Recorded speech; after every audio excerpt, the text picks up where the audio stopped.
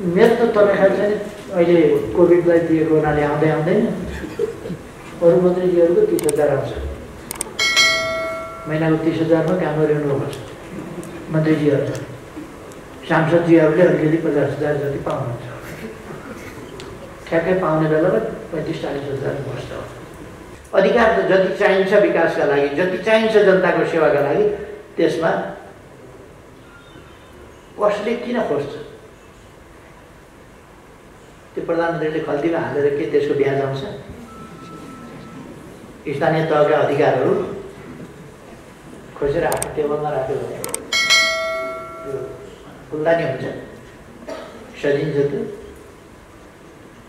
के पनि हुँदैन हामी सबैले मिलेर आफ्नो ठाउँबाट देशको विकास गर्नुपर्छ कहिले कहिले मलाई मान्छेहरूले भन्छन् स्वास्थ्यको बारेमा किन बोल्छ डाक्टर होइन केही होइन किन बोल्छ बोल्न किन पर्छ भने म अभियन्ता हो बच्चा जन्मिँदाखेरि खेल्ने पनि कुद्ने पनि गाउने पनि नाच्ने पनि डान्सर पनि सिङ्गर पनि भएर जन्मिन्छ रुँदै जन्मिन्छ मेयरले गाडी चलायो उनीहरूलाई दिएन भन्ने पनि कुरा छ एउटा उप मात्रै न थप्या हो नत्र भने त उस्तै हो भन्ने पनि छोराछोरी नाति नातिनीहरू खाते भन्ने कलङ्कित जीवन बिताइरहेका छन् सडकमा केन्द्रीय लेभलमा मात्रै होइन राष्ट्रिय स्तरका मात्रै होइन राष्ट्रिय स्तरका थुप्रो हामीले युगान्तकारी काम गरेका छौँ नयाँ युगमा नेपाललाई एकपछि अर्को प्रवेश गरायो अब 4 दिनपछि काठमाडौँमा धारामा पानी हामी वितरण गर्दैछौँ मेलाम्चीको पानी 15 गते हामी मेलाम्चीको पानी वितरण गर्न सुरु गर्छौँ र फेज वाइज बढाउँदै लान्छौँ त्यसको मात्रा किनभने कुनै दुर्घटना नहोस् कुनै पाइप रस नहोस् त्यसलाई हेरिकन कहाँनिर कस्तो छ हेरिकन हामी त्यसलाई चाहिँ वितरण यस्तो यो 27 वर्ष लाग्दैन अब तपाईँहरू ढुक्क हुनुहोस् हामी चाहिँ आरामले बस्ने कुरा मात्रै गर्ने होइन हामी काम थाल्छौँ सिधै हेर्दा हेर्दै तपाईँहरूले अब यो थानकोट 9 विषय सुरुङ मार्ग हेर्दा हेर्दै अब 2 वर्षभित्र तपाईँहरू गाडीमा वारपार 26 किलोमिटर थियो 4 किलोमिटर हुन्छ स्थानीय तहलाई अधिकार दिनु हुँदैन भनेर स्थानीय तहलाई अधिकार सम्पन्न नबनाई कसलाई अधिकार सम्पन्न बनाउने स्थानीय तहले घर घरमा लगेर त्यो अधिकार गाई मिसेर खुवाउने हो 761 वटा सरकार छन् अनि जनता चाहिँ बेसहारा कसरी सरकारको काम के हाम्रो काम के त्यति मान्छे सडकमा जो पनि तपाईँ हामी सडकमा जान्छौँ र जाँदैनौँ कोही बाध्यताले पुग्छ भने हामीले हेर्नुपर्छ हाम्रो दिदीबहिनीहरूले 51 भन्ने गर्नुभएको थियो यसपल्टको जनगणनामा महिलाहरूको सङ्ख्या अलिक घट्यो फेरि के भएको 51 भने 49 खै 50-50 को यो सामान्यतया 50-50 को कुरा हो त्यसलाई 50-50 नै पुर्याउनुपर्छ र 50-50 गराउनुपर्छ शारीरिक भिन्नता बेग्लै कुरा हो अधिकार र अवसरको भिन्नता नहुँदैन सम्पूर्ण रूपमा समानता भन्दाखेरि त अलि हुँदैन अब ठ्याक्कै म जत्रै मान्छे सबै जन्मनुभन्दा त्यत्रै मात्रै बढौँ भन्दा हुँदैन कोही अलिकति होचा हुन्छन् कोही अलिक लामो हुन्छन् कोही अझै लामो अगाडिहरूलाई जति अगाडि बढे पनि आफू चाहिँ त्योभन्दा अगाडि नै पुग्ने गरी तपाईँहरू काम गर्नु अहिले राजनीतिक पार्टीहरूमा देखा परेको जस्तो कम्पिटिसन होइन नि स्वस्थ खालको कम्पिटिसन बजेटमा 70% भने के गर्नु 70 फेरि ओड्ने बसाउने हो र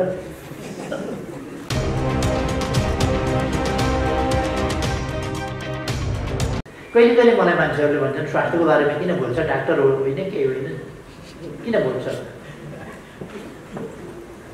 बोल्न किन पर्छ भने म अभियन्ता हो बोल्न किन पर्छ भने मैले जनतामा चेतना ल्याउनुपर्छ जागरण ल्याउनुपर्छ परिवर्तनको सङ्घर्ष गर्नुपर्छ त्यसकारण अभियन्ताको हिसाबमा मैले ती कुराहरू गर्नुपर्छ मैले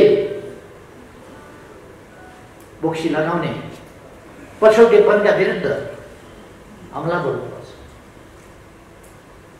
कोही पनि बोक्सी हुँदैनन् भन्ने उद्घोष गर्नुपर्छ छाउपडी ठिक छैन भन्नुपर्छ महिला समानताको बारेमा बोल्नुपर्छ महिलामाथिका हिंसाका बारेमा बोल्नुपर्छ किनभने म जनता थिएँ जनताले जनताको हितको निम्ति हुने सम्पूर्ण कुराहरू बोल्नका निम्ति गर्नका निम्ति हामीलाई पठाउँछ। त्यसकारण एउटा त हामी सामाजिक अभियन्ता हौँ पछौटेपनका विरुद्ध अग्रगमनका लागि। अधिकार त जति चाहिन्छ विकासका लागि, जति चाहिन्छ जनताको सेवाका लागि, त्यसमा कसले किन खोज्छ? त्यो प्रधानमन्त्रीले खल्तीमा हालेर के त्यसको ब्याज आउँछ? स्थानीय तहका अधिकारहरू खोजेर आफ्नो टेबलमा राख्यो भने त्यो फुलदानी हुन्छ, सजिन्छ। त्यो के पनि हुँदैन। हामी सबैले मिलेर आफ्नो ठाउँबाट देशको विकास गर्नु छ। देशको विकास गर्नु छ हामीले। त्यसकारण यहाँ पक्ष विपक्ष हामी होइनौँ, छैनौँ। पक्ष विपक्ष होइन, हामी एउटै पक्ष हौँ। विभिन्न ठाउँमा बसेर मेयरका ठाउँमा मेयर बसी आउँछ, मेरो ठाउँमा मेयर बसी आउँछ, त्यहाँ पनि अलिअलि कन्ट्राडिक्सन छ। त्यो मिल्दै जान्छ। कन्ट्राडिक्सन छ भन्ने कुरा त मैले भनिरहनु पर्ला जस्तो लाग्दैन। मेयरहरूले उपमेयरलाई हेपो भन्ने तपाईँहरूलाई लागिरहेको अधिकार दिएन भन्ने लागिरहेकै छ। महिला बढी छन् उपमेयर, त्यस कारण हेपेको भन्ने महिला दिदीबहिनीहरूलाई लागेको छ। हाम्रो न्यायिक अधिकार सम्पन्न गर्न हामीले त्यो ठाउँ पनि पाएका छैनौँ, अधिकृत पाएका छैनौँ, सहयोगी पाएका छैनौँ। के छन् नि? हामीले भर्खर सुरु गरेका छौँ यो अभ्यास, भर्खर सुरु गरेका छौँ। यसको कार्यान्वयनको त भर्खर 3 वर्ष भयो अथवा 4 वर्ष भयो। यो नयाँ अभ्यास भएको हुनाले एकैचोटि बच्चा जन्मिँदाखेरि खेल्ने पनि, कुद्ने पनि, गाउने पनि, नाच्ने पनि, डान्सर पनि, सिङ्गर पनि भएर जन्मिन्छ? रुँदै जन्मिन्छ। अनि त्यसपछि सिङ्गर हुन्छ, डान्सर हुन्छ, आर्टिस्ट हुन्छ, साइन्टिस्ट हुन्छ, इन्जिनियर हुन्छ, डक्टर हुन्छ, अनि अनेक चिज हुन्छ। त्यो म्याचुरिटी आउनका लागि अलिकति समय त्यसले लिन्छ। हाम्रो प्रोसेस पनि त्यो मात्रै हो। म साथीहरूलाई कुनै भ्रम नराख्नु भन्ने चाहिँ आग्रह गर्न चाहन्छु। वडा अध्यक्षका आफ्ना गुनासो छन्, अरूका आफ्ना गुनासो छन्।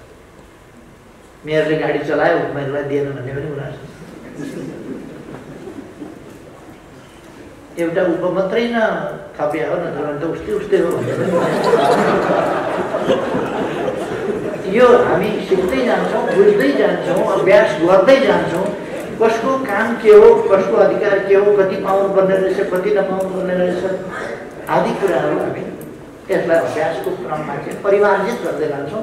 यो समस्या भनेको अभ्यासबाट परिमार्जित हुने क्रम मात्रै हो। नाप्दाखेरि राष्ट्रिय अर्थतन्त्र नाप्दा माथि पुगेको छ, तर देशमा समाजमा भिखमङ्गा छँदैछ, अलपत्र मान्छे छँदैछ। छोराछोरी नाति नातिनीहरू खाते भन्ने कलङ्कित जीवन बिताइरहेका छन् सडकमा। समाज त्यहाँ हुन सक्छ।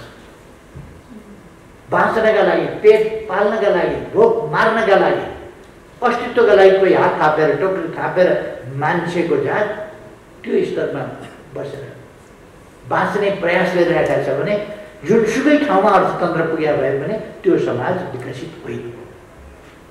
यथार्थमा त्यो समृद्ध समाज होइन। किनभने त्यहाँ मान्छे समृद्धिले त सुख दिन सक्नुपर्छ। सुख दिन सकेको छैन तमाम जनतालाई भने कोही पछाडि छुटेको छ भने त्यस्तो अवस्थामा हामी समृद्धि हासिलको हाम्रा उद्देश्य पुरा भए भन्न सक्दैन। समृद्ध नेपाल, सुखी नेपाल, समृद्धि सम्पूर्ण क्षेत्रमा हुनुपर्छ। हामी आजको समयमा सबै विषयमा सम्पूर्ण रूपमा आत्मनिर्भर हुन्छ भन्न सकिँदैन, तर बेसिकली आधारभूत रूपमा आत्मनिर्भर। आज बिहान मात्रै मैले हेरिरहेको थिएँ, ब्रिफिङ सुनिरहेको थिएँ। पशुपक्षी, मासु, दुग्ध उत्पादन, माछा, अन्डा आदिका क्षेत्रमा हामी आत्मनिर्भरताको स्थितिमा पुगेका छौँ। निकट भविष्यमा भोलितिर सम्भवतः त्यो आत्मनिर्भरताको घोषणा हुँदैछ। यो चिजमा हामी आत्मनिर्भर भयौँ अथवा हामीले ती टार्गेटहरू मिट गऱ्यौँ। अब हामी तिनीको एक्सपोर्टतिर, जुन आइटममा हामी चाहिँ आत्मनिर्भर हुन्छौँ त्यसपछि एक्सपोर्टतिर जान्छौँ, निर्याततिर जान्छौँ। केन्द्रीय लेभलमा मात्रै होइन, राष्ट्रिय स्तरका मात्रै होइन, राष्ट्रिय स्तरका थुप्रो हामीले युगान्तकारी काम गरेका छौँ। नयाँ युगमा नेपाललाई एकपछि अर्को प्रवेश गराएका छौँ। मैले अस्ति एउटा प्रोग्राममा बोल्दाखेरि पनि भनेको थिएँ,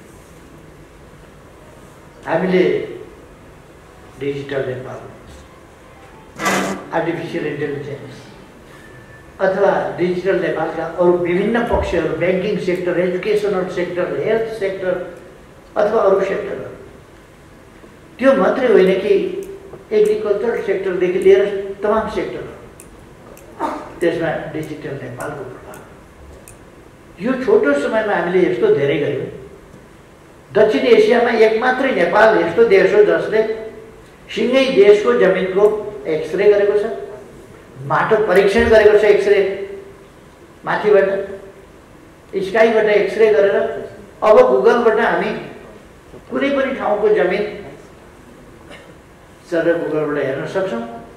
त्यहाँको किसानले सोध्दाखेरि जतिसुकै गरेर उहाँको जमिनमा कति कुन मलको कमी छ, अम्लीयता कति छ, कति बिग्रिएको छ माटो, त्यसलाई कुन बाली लगाउने हो, कुन खेती गर्ने हो, त्यसका लागि के चिज कम गर्नुपर्ने छ, के चिज बढाउनु पर्ने छ, कम गर्न के राख्नुपर्छ र बढाउन के राख्नुपर्छ, ती सबै कुरा हामी बताउन सक्छौँ।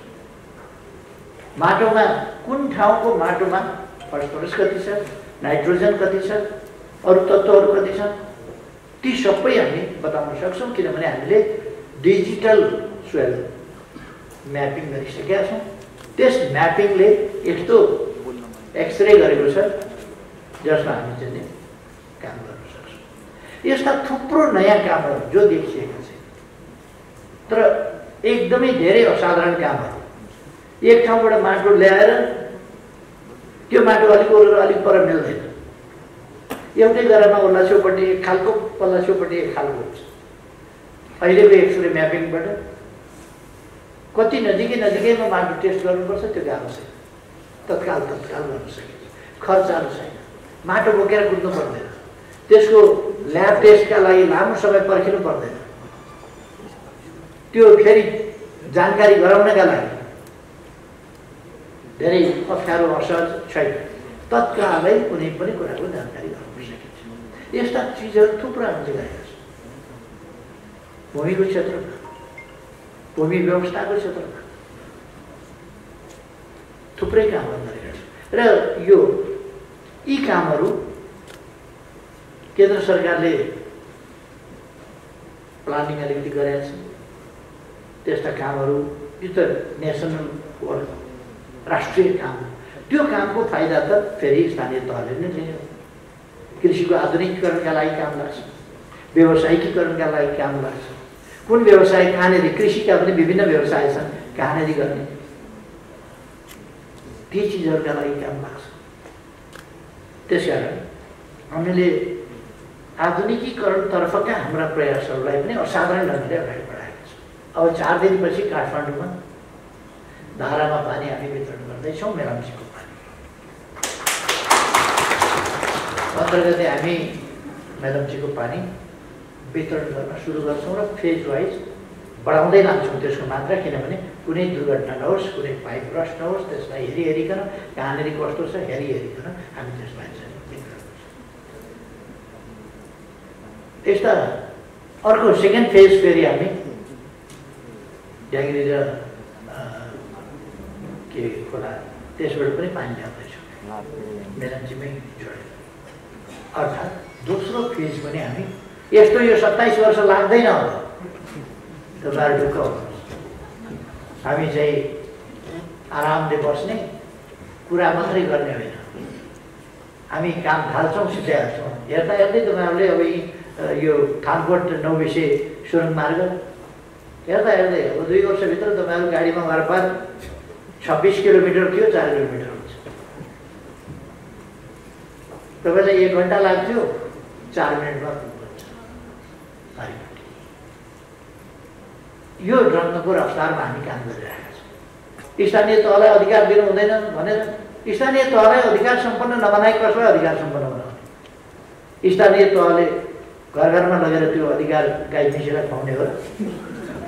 त्यो त त्यहाँ देशका विकासका लागि, जनताका लागि खर्च गर्छ नि। त्यसकारण त्यो अधिकार दिन, म यति भन्छु साथीहरूलाई, त्यो अधिकार दिन हिचकिचाउनु पर्ने कुनै कारण छैन। खालि के भने क्यापेसिटी बिल्डिङको स्थितिमा अलिकति हामीले तालमेल मिलाउनुपर्छ, त्यो विकास गर्दै जानुपर्छ। हामी त ट्रान्जिसनल फेजमै छौँ अहिले। ट्रान्जिसनल फेजमा यति धेरै कानुन बनाएका छौँ संविधान अनुकूल बनाउन। संविधान हामीले बनायौँ, संविधानमा यो छ भन्दा पनि मतलब यो व्यवस्था गरेका छौँ हामीले संविधानमा। संविधानमा मौलिक हक छ भनेर मलाई त कसैले देखाइरहनु पर्दैन, किनभने हामीले देखायौँ त्यो यो यो यो यो सबै सबै एक ढङ्गले हामीले तयारी गरेका थाहा छ। जनतालाई अधिकार सम्पन्न बनाउनुपर्छ, ग्रासरुटका जनतालाई। त्यसै कारण अहिले सरकार छ जस्तो लाग्दैन र तपाईँहरूलाई। सडक बालबालिका त खाते भनेर हिँडिरहेका थिए नि, अहिले तपाईँ सडकमा बालबालिका देख्नुहुन्छ?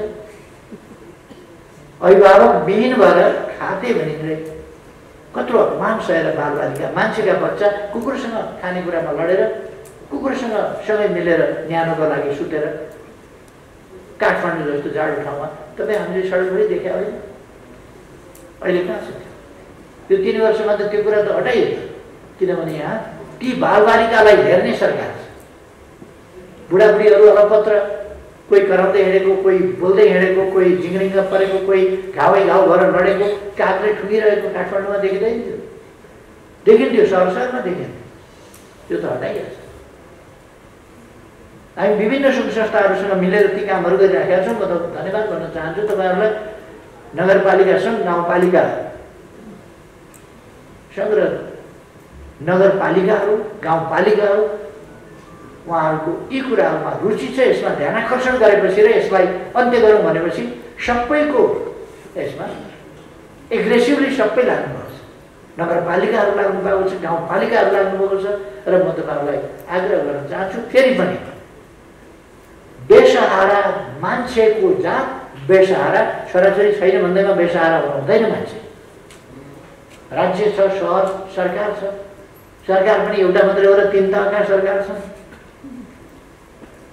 3 तहका सरकारमा पनि एउटा केन्द्रीय सरकार छ, 7वटा प्रदेश सरकार छ, 753वटा स्थानीय गर्दा 753वटा र 8वटा गर्दा कति भयो? 762वटा 61वटा सरकार छ। 761वटा सरकार छन् अनि जनता चाहिँ बेसहारा कसरी? सरकारको काम के? हाम्रो काम के? त्यति मान्छे सडकमा जो पनि तपाईँ हामी सडकमा जान्छौँ र जाँदैनौँ। कोही बाध्यताले पुग्छ भने हामीले हेर्नुपर्छ। भिखमङ्गा सडकमा हामीले हुँदै छैन। साँच्चै भिखमङ्गा हुनुपर्ने स्थिति हो भने उसलाई आइन बन्दोबस्त गर्छ। नकली भिखमङ्गा पैसा मागेर जाँड खाने र त्यस्तो हो भनेदेखि त्यो निषेध, त्यो चाहिँ समाजलाई प्रदूषित गर्ने कुरा हुन्छ। त्यसकारण दुईटा काम गर्नुपर्छ। एउटा शिक्षा दीक्षा दिनुपर्छ, अर्को हिरासतमा राख्नुपर्छ। शिक्षा दीक्षाले ठिक छ भने ठिक छ, छैन भनेदेखि त समाज बिगार्न दिनु हुँदैन, समाजलाई प्रदूषित गर्न दिनु हुँदैन। त्यसर्थ हामीले मानव अधिकारको एकदम जगदेखि उठाएका छौँ, सामाजिक प्रबन्धको जगदेखि उठाएका छौँ, जनताका हक अधिकारलाई जगदेखि उठाएका छौँ। आज म गर्वका साथ भन्छु, हाम्रा प्रयासले हामी सङ्घर्ष गरेर हामी लडेर 33% महिलाको प्रतिनिधित्व संसदमा पुर्याएका छौँ। 41% जनप्रतिनिधित्वको समग्र जनप्रतिनिधित्व जोड्ने हो भने 41% महिलाहरूको प्रतिनिधित्व छ।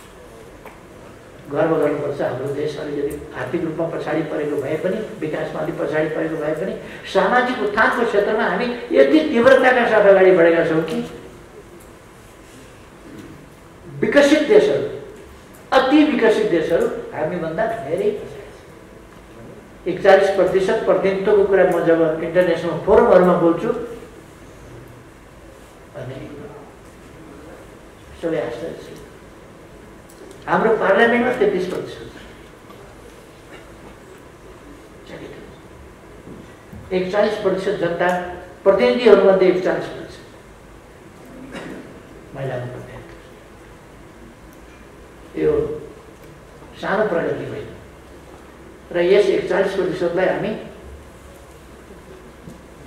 हाम्रो दिदीबहिनीहरूले 51 भन्ने गर्नुभएको थियो। यसपल्टको जनगणनामा महिलाहरूको सङ्ख्या अलिक घट्यो फेरि के भएको राम्रै 51 भने 49 खै 50-50 को यो सामान्यतया 50-50 को कुरा हो। त्यसलाई 50-50 नै पुर्याउनुपर्छ र 50-50 गराउनुपर्छ। शारीरिक भिन्नता बेग्लै कुरा हो। अधिकार र अवसरको भिन्नता हुँदैन कुनै पनि नाममा, कुनै पनि बाहना कसैप्रति पनि। भूगोलको भिन्नता हुन सक्ला, पेसाको भिन्नता हुन सक्ला, व्यवसायको भिन्नता हुन सक्ला। कुनै पनि हिसाबले आधारभूत प्रश्नहरूमा कसैमाथि भेदभाव हुँदैन। पक्षपात असमानता हुँदैन। असमानता भए पनि भेदभाव हुँदैन। असमानता त स्वाभाविक रूपमा हुन सक्छ। सम्पूर्ण रूपमा समानता हुँदाखेरि त अलि हुँदैन। अब ठ्याक्कै म जत्रै मान्छे सबै जन्मनु भन्दा त्यत्रै मात्रै बढौँ भन्दा हुँदैन। कोही अलिकति होच्याउँछन्, कोही अलिक लामो हुन्छन्, कोही अझै लामो अघि भइदिन्छन् कोही। त्यस कारण समानता भनेको हामीले ठिक ढङ्गले नै बुझ्नुपर्छ। अधिकार अवसरको समानता, सुरक्षामा समानता, सम्मानमा समानता आदि कुरा।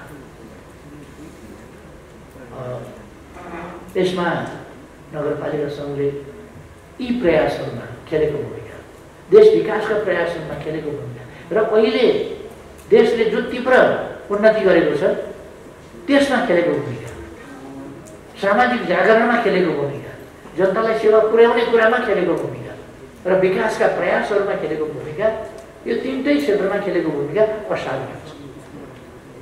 म फेरि पनि अत्यन्तै उच्च मूल्याङ्कन गर्न चाहन्छु र धन्यवाद भन्न चाहन्छु यो नगरपालिकाहरूलाई लिड गर्ने।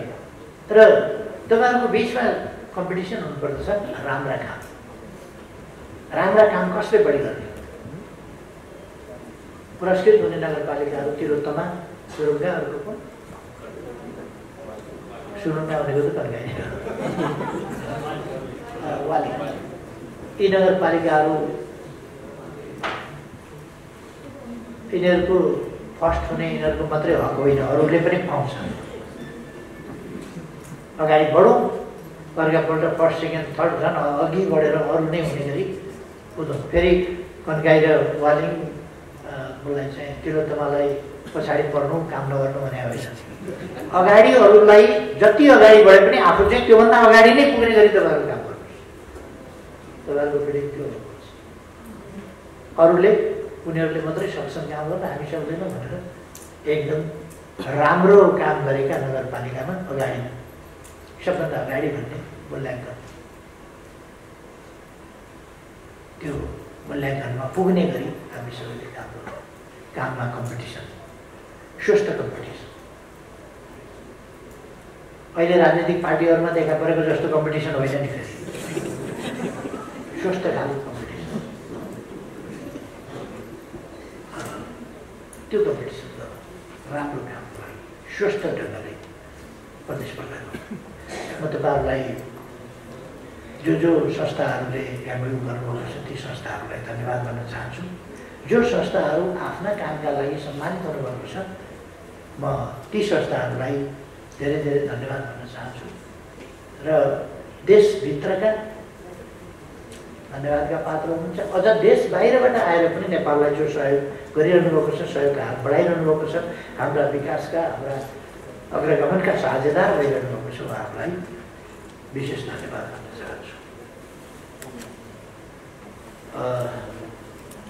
हाम्रो यहाँ चर्चा उपलब्धिहरूको बढी होस्। कुन कुन नगरपालिकाले कस्तो उपलब्धि बढी गरेको छ, के क्षेत्रमा एक्सचेन्ज अफ एक्सपिरियन्सेस चाहिँ केमा भन्दाखेरि एचिभमेन्ट, हाम्रा उपलब्धि सफलता के गरे हो, त्यो सफलताको हामी चाहिँ आदान प्रदान गरौँ र कसरी सफल भयो त्यसको अनुभव पनि लिउँ र आगामी दिनका लागि हामी सबैलाई मार्गदर्शन गर्न सकोस्। तपाईँहरूको यस वार्षिक उत्सवले, यस जमघटले, वार्षिक उत्सवको सम्बन्धमा भएको जमघटले यस्ता निष्कर्षहरू पनि निकालोस्। तपाईँहरूको छलफलले यस्ता निष्कर्ष निकालोस् सरकारको लागि एउटा पथ प्रदर्शन होस् कि स्थानीय तहहरूको परिचालनमा यसलाई अगाडि बढाउने कुरामा, यसको प्रभावकारिताको कुरामा के आवश्यकता छ, के गर्नुपर्छ। सङ्घीय सरकार तथा नेपाल सरकार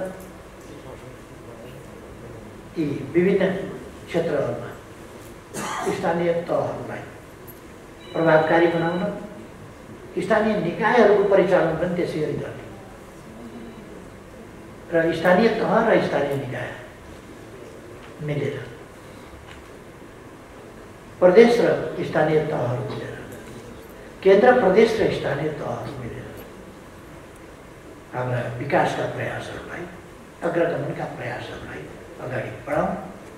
केन्द्रबाट गच्छे अनुसार, आफ्नो क्षमता अनुसार सहयोग पुर्याउने कुरामा कुनै बाँकी रहँदैन, कसर बाँकी रहँदैन। किनभने हामीलाई डेभलप गर्नु छ, देश विकास गर्नु छ। विकासका लागि हामी कसरी प्रभावकारिता आवश्यक छ त्यसमा ध्यान दिनेछौँ। सञ्चार माध्यमहरूलाई म धन्यवाद भन्न चाहन्छु। सञ्चार माध्यमहरूले हाम्रा कामहरू, हाम्रा उपलब्धिहरूलाई आम जनताका बिचमा पुर्याइरहनु गर्नु छ, म धन्यवाद भन्न चाहन्छु। र हामीले अहिलेसम्म जे लक्ष्य देखाएका छौँ, केही वर्षभित्रै नेपाललाई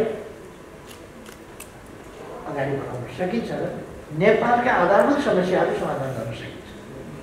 यो सुन्दर मात्रै होइन, प्राकृतिक रूपले यति मिनरल्सको हिसाबले, प्राकृतिक हिसाबले, भूमि, माटो, पानी, हावा हरेक हिसाबले यति उर्वर, यति सम्पन्न, यति समृद्ध छ। अब त्यो समृद्धि हामीले माटामा भएको समृद्धि, पानीमा भएको समृद्धि, हावामा भएको समृद्धि, बगिरहेको, बसिरहेको समृद्धि प्रस्फुटित गराउन सक्नुहुन्छ। त्यति हो। मान्छेमा रहेको पोटेन्सियल असाधारण पोटेन्सियल छ मान्छेको, र त्यो पोटेन्सियल र नेचरमा रहेको पोटेन्सियललाई हामीले मिलाएर, नेचरमा रहेको पोटेन्सियललाई बुझ्ने र त्यसलाई प्रयोग गर्ने क्षमताको विकास गरेर हामीले विकास गर्न सक्नु परेको छ त्यसलाई। त्यस कारण म आग्रह गर्न चाहन्छु, तपाईँहरू अगाडि बढ्नुहोस्। केन्द्र सरकार तपाईँहरूको साथमा छ, तपाईँहरूलाई सहयोग पुर्याउन, तपाईँहरूलाई साथ दिन र गच्छेले भ्याउनेसम्मको सहयोग। बजेटमा 70% भने के गर्नुहुन्छ? 70 फेरि ओड्ने उछाउने हो र? अनि प्रदेशहरूले के गर्छन् त? केन्द्रले के गर्छन्? 70% त्यहाँ स्थानीयमा पठाएर। वस्तुतः हेर्नुहुन्छ भने प्रशासनिक खर्च बाहेक विकासको त सबै कुरा हुने त्यहीँबाट हो, त्यहीँ जान्छ सबै। ठुला बाटो खण्ड खण्ड गर्ने कुरा हुँदैन, ठुला पालिका क्रस गरेर जाने ती ट्रान्सपालिकाहरूका बाटा, नहर, ट्रान्समिसन लाइन, विद्युत, यसमा ठुलो खर्च हुन्छ नि। ती ठुला आयोजनामा ठुलो खर्च हुन्छ, पावर प्रोजेक्टहरूमा खर्च हुन्छ, हवाई मैदानमा खर्च हुन्छ। अनि म त अर्थशास्त्रको विद्यार्थी होइन, मैले त्यसरी त हिसाब गरेको छैन, तर 70% स्थानीय तहमा भनेको छु त त्यो अलिकति मिलेन कि मिल्दैन जस्तो लाग्छ। त्यो हिसाब गरौँ न, यहाँ कतिखेर उपयुक्त हुन्छ। ठिक छ, त्यसमा मेरो त तनखा चाहिँ अहिले कोभिडलाई दिएको हुनाले आउँदैन। अरू मन्त्रीजीहरूको 30,000 आउँछ, महिनाको 30,000मा काम गरिरहनु पर्छ मन्त्रीजीहरू। सांसदजीहरूले अलिकति 50,000 जति पाउनुहुन्छ, ठ्याक्कै पाउने बेलामा 35-40,000 बस्छ। त्यसो भएर यो माथि राख्ने भन्ने, यो जहाँसुकै पनि पुँजीगत खर्च गर्ने क्षमताको कमी यो राष्ट्रिय कमजोरी हो हाम्रो।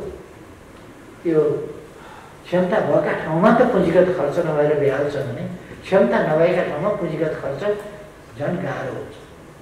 त्यस कारण त्यो पुँजीगत खर्च हुने गरी हामी विनियोजन गर्छौँ। त्यस कारण पुँजीगत खर्च नहुने गरी कतै थुपार्ने, कतै के गर्ने भन्ने केन्द्र सरकारको सोच होइन, म सायद त्यसलाई स्पष्ट भन्न चाहन्छु। त्यस्तो सोच हुनै सक्दैन। थुपारेर राखेर फ्रिज गराएर के हुन्छ? यसै वर्ष खर्च भयो भने यसै वर्ष विकास भयो भन्ने बुझिन्छ। खर्च भएन भने विकास भएन भन्ने बुझिन्छ। खर्च गर्ने क्षमताको कमी छ हाम्रोमा भन्नुको अर्थ विकास गर्ने क्षमताको कमी छ हामीमा भन्ने कुरा हो। त्यस कारण त्यो कमीलाई हामीले हटाउनु छ। तपाईँहरूको फेरि पनि म नगरपालिकाहरूको सफलताको लागि शुभकामना भन्न चाहन्छु र नगरहरूलाई महानगरपालिका होस्, नगरपालिका होस्, सबैलाई नेतृत्व गर्न तपाईँहरूको सङ्घ अत्यन्तै सफलताका साथ अगाडि बढ्न सकोस्, सफल रहन सकोस्। धेरै धेरै शुभकामना भन्न चाहन्छु। मलाई यहाँ आमन्त्रण गर्नुभयो, त्यसका लागि धेरै धेरै धन्यवाद भन्न चाहन्छु सबै साथीहरूलाई। दिदीबहिनीहरूलाई विशेष धन्यवाद। दिदीबहिनीहरूले अझ बढी देखाउनुपर्छ कि स्वच्छताको सन्दर्भमा महिलाहरू अगाडि छन्, लगनको सम्बन्धमा महिलाहरू अगाडि छन् र जनताप्रति उत्तरदायी हुने कुरामा अगाडि छन्। पुरुष पछाडि बस्नुहोस् भन्ने होइन, पुरुष पनि अगाडि बढ्नुहोस्, तर पुरुषलाई महिलाले उछिन्नै हुँदैन भन्ने चाहिँ यहाँ सिरापार्सीको पनि अलिअलि कुरा छ नि, उछिन्नुहोस्। धेरै धेरै शुभकामना सबैमा। धन्यवाद।